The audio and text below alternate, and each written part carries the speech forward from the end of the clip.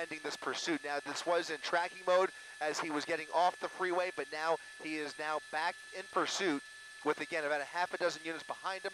Not sure if those sheriff units have pulled off, but those California Highway Patrol units are trying to keep up with them in the carpool lane there to the top left-hand corner of your screen.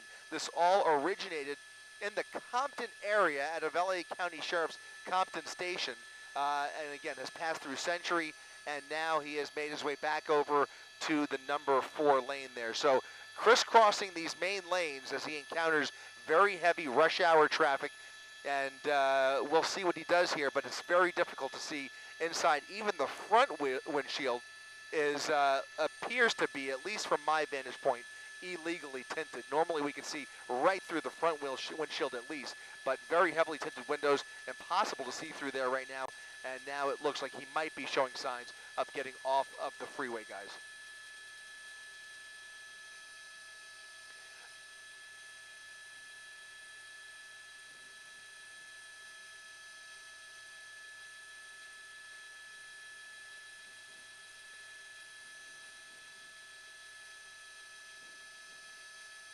Yeah.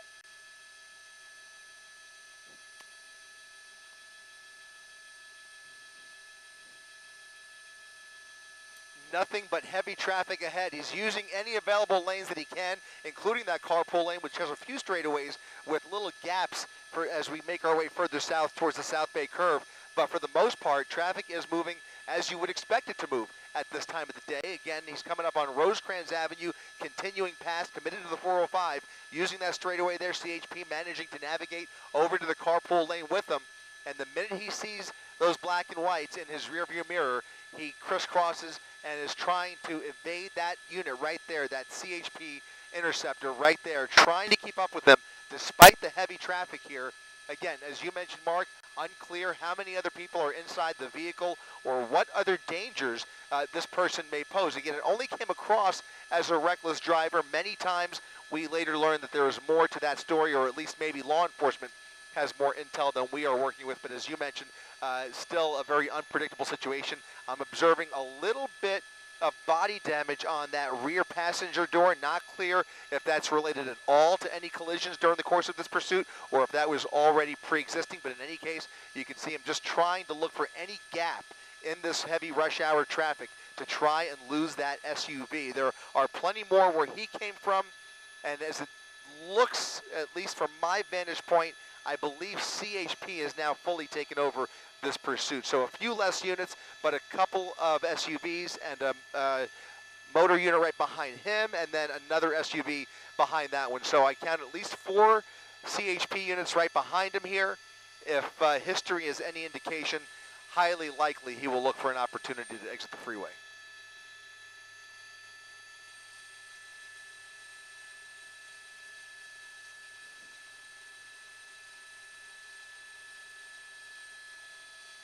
It just raises the stakes, though, and unfortunately, it puts CHP in a predicament where they can't exactly match his driving. Now he's showing signs of getting off here, committing to, this is going to be, what exit is this here, guys? This is going to be, I think, let me just double check this. It could be Inglewood Ave, Inglewood Ave. All right, getting off at Inglewood Ave, coming up on the traffic light here. He's got a few other cars at the light with him here, getting in that left turn lane. That would put him on the northbound lanes of Inglewood Avenue. Sure enough, making that left turn northbound Inglewood Avenue. And so now he's establishing a little bit of a pattern here as he's just jumping on and off the freeway as he sees fit with traffic. But we'll see what traffic looks like here on Inglewood. So far, not too much to contend with. I'm looking out the window, and it's much lighter. He really has a lot more pavement to play with here. So we'll see what CHP does, if they maybe even have an opportunity for a pit maneuver, if they find a straightaway with enough room and no other traffic in the way. They may give the go-ahead for that. Certainly an option at their disposal here. They may even set up ahead of them if they can with a spike strip. They have tools at their disposal. We'll see if the behavior behind the wheel continues. So far, he hasn't been extremely dangerous, just very erratic, weaving across all those lanes. Certainly not safe, but not extremely dangerous by L.A. pursuit standards, if you will.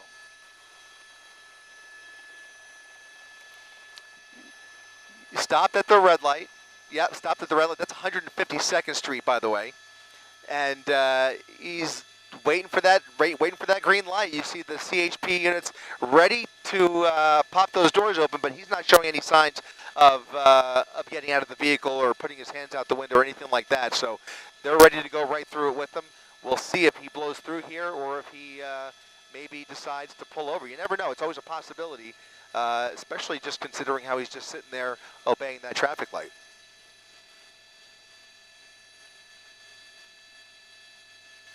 And cruising right through.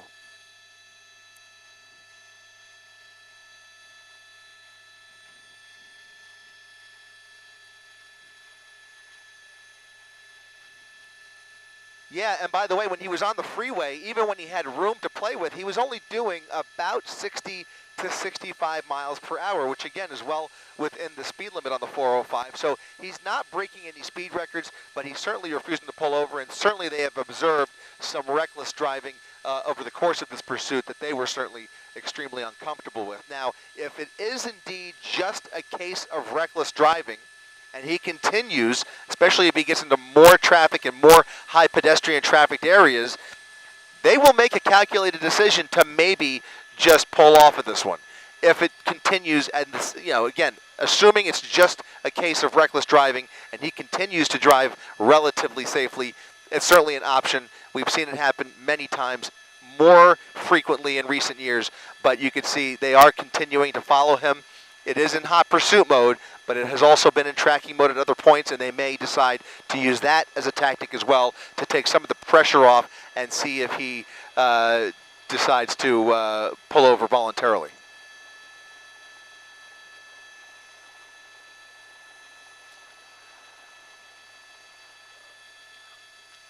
I have not heard that. It's a possibility. I have not heard that. So far, we're only aware.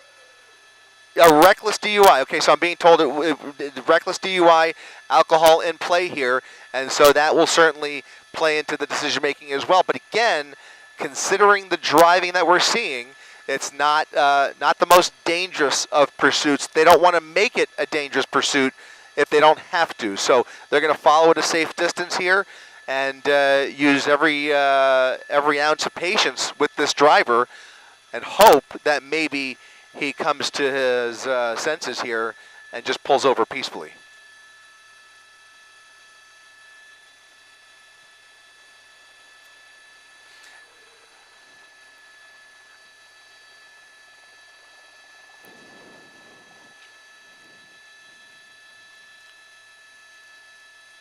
Noticing more damage on that left rear too. So we saw some. Yeah, it looks like I noticed some scrapes on the right side, but now it looks like some. If I'm not mistaken, is that damage, Rob? Push in there real quick. It could just be a reflection. Yeah, it looks like that tail light has suffered a little bit of a ding. Again, not clear if any of this is related to this pursuit specifically, or again, all of that was there before. But certainly, they are taking notes of all of this and making sure that this is worth their time and efforts. Obviously, it's somebody they want to get off the road, but not every pursuit is worth it, if you will. They have a lot of factors that they are working with, and certainly his driving and his behavior is number one.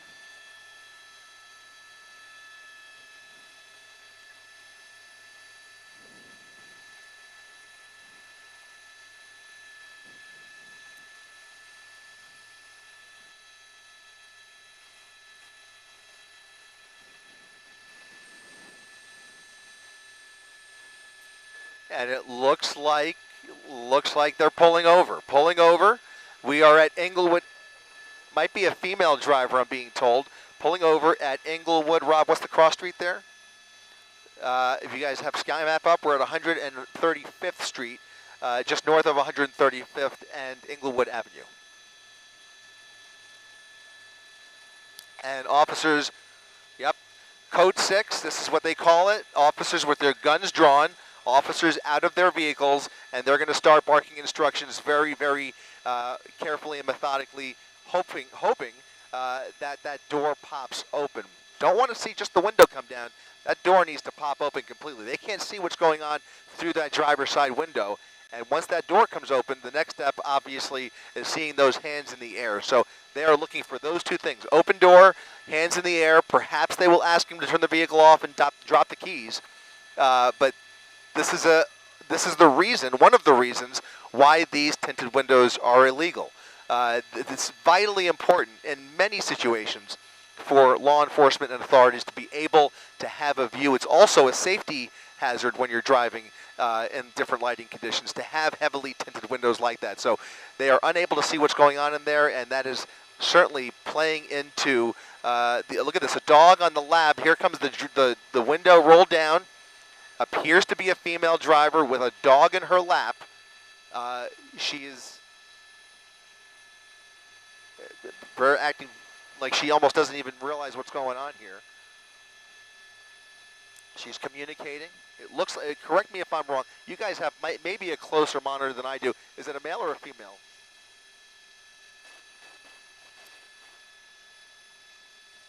Yeah, it might be a man.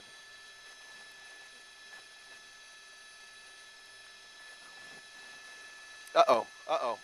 Reaching under the shirt. The keys. Getting the keys, maybe? Preparing to drop the keys. Okay, the vehicle must be off, and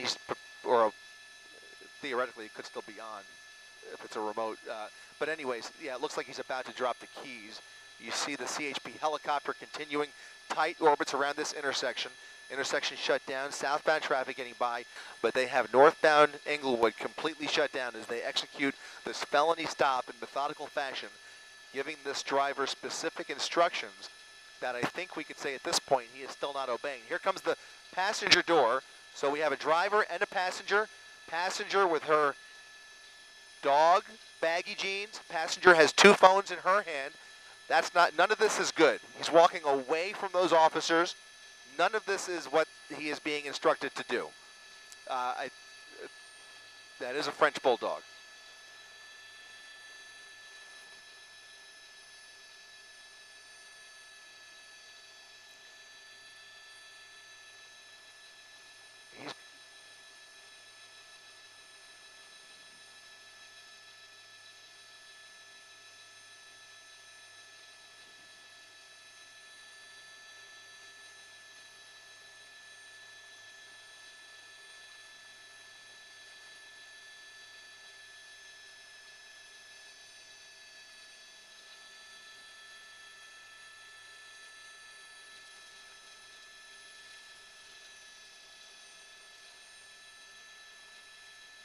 And she's talking into one of those phones. I have to wonder whether she's talking to a dispatcher or she's talking to a friend. She appears to be motioning that she's talking to somebody because she's not letting go of that phone. Again, two phones in her hand. She's talking into one of them. There is some kind of a communication gap here, but for whatever reason, you can see them treating this very carefully as they try and take possession of that dog. He will have to be let go. Those phones need to come out of her hand. This is a very close face-to-face situation between those CHP officers and two people who have already been on the run from police and have not been complying at any point this afternoon. One of them at least suspected of being under the influence.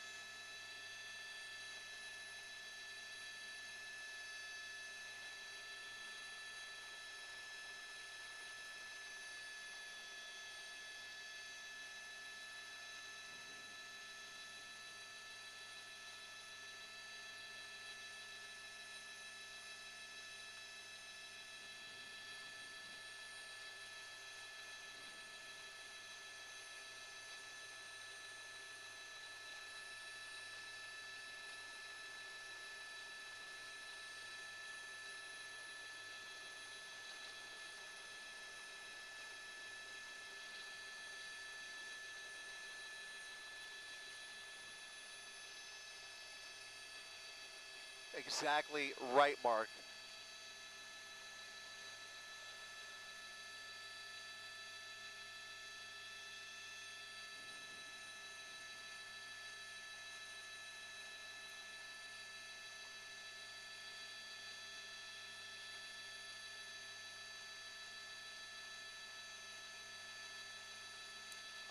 Well, unless he's deaf and or blind, I mean, look, anything's possible, and sometimes there are situations, and we've seen them where you have,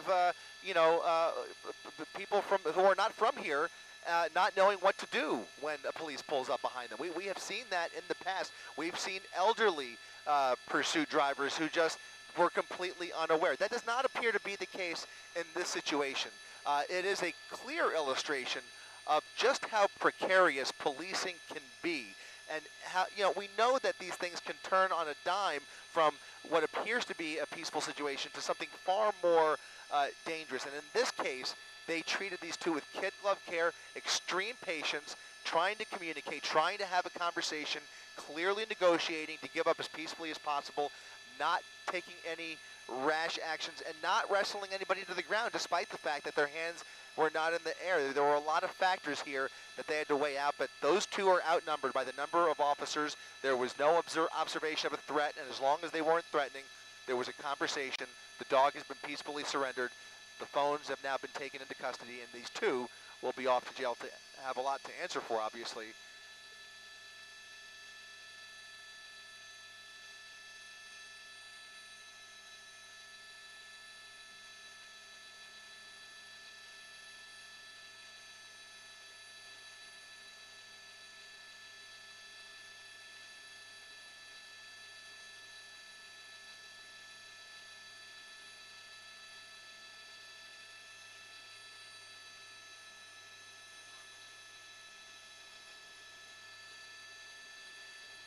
Hey, hey guys, so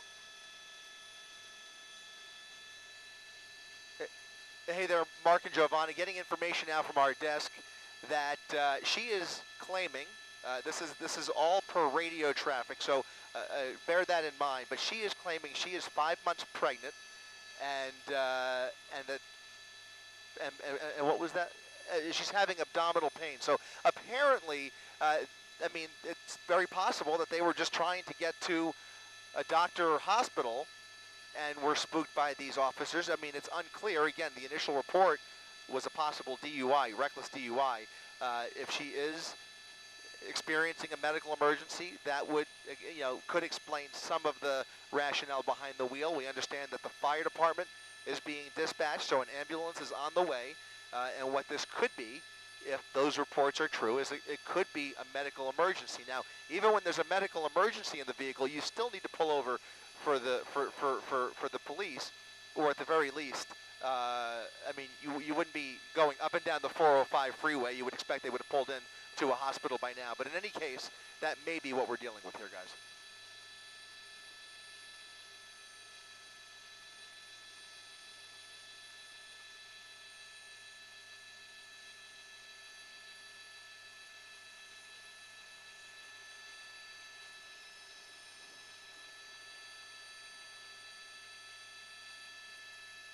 Once again, as you continue to follow the situation with us on abc7.com and our ABC7 24-hour streaming services, this is Chris Christie up in Air 7 HD as we monitor the termination of a pursuit that started near Compton, ending up on the 405 freeway, has been on and off the freeway at various points near LAX, and now we find ourselves at Inglewood Avenue and 135th Street, where police are taking a couple into custody.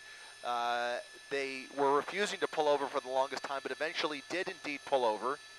And we understand that there are reports that that female there on the right is possibly experiencing abdominal pain. She is claiming to be 5 months pregnant. And what we may be witnessing here is a medical emergency. In any event, this pursuit has come to a peaceful conclusion. And now it is up to the ambulance to arrive and check her out, and eventually they will be placed into custody, or they are in custody, and they will be, again, questioned as to why they refused to pull over. So we're going to continue to bring you these live pictures from Inglewood as this pursuit has come to an end.